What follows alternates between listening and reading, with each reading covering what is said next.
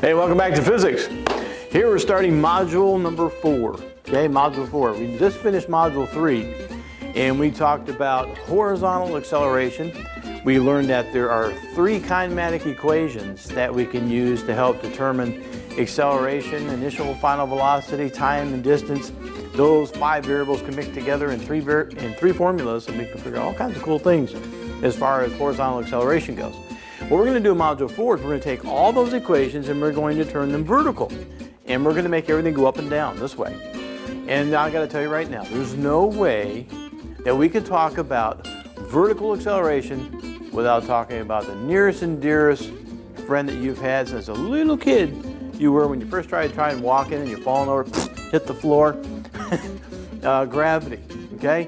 When we're talking about vertical, when we're talking about vertical acceleration, we've got to talk about gravity, okay?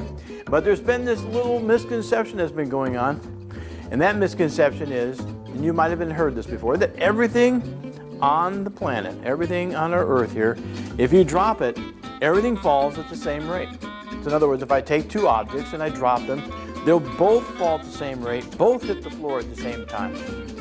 Now, I'm sorry, but people have been arguing that for a long time.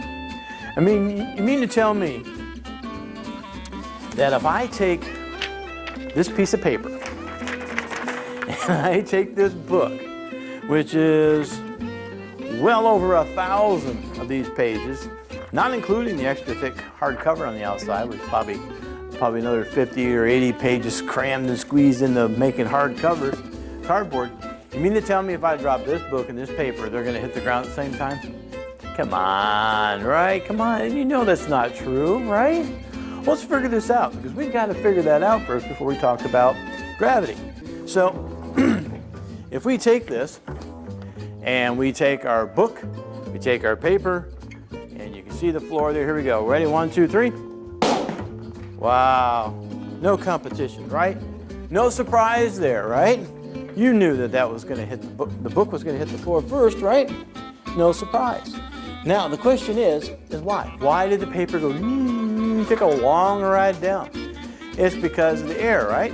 So, what if we try to eliminate the air, okay? And this time what we're going to do is we're going to get up here, and we're going to put the paper on top of the book, okay?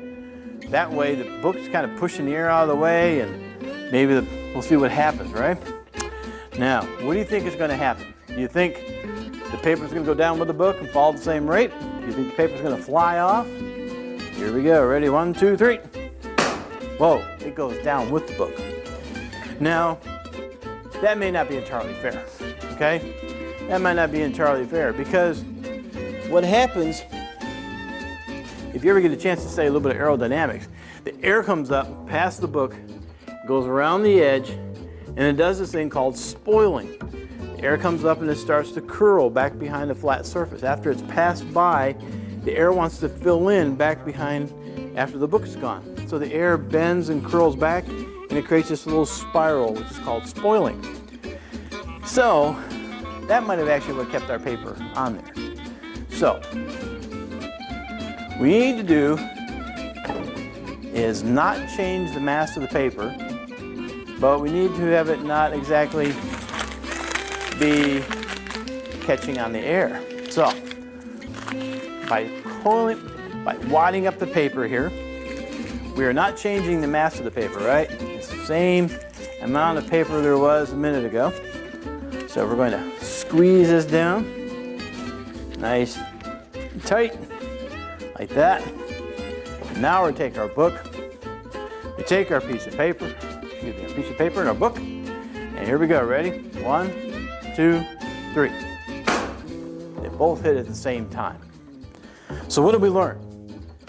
We learned that was a little small example of that things do all fall at the same rate if we ignore, or if we can eliminate, air friction, okay? So all things do fall at the same rate if we ignore air friction.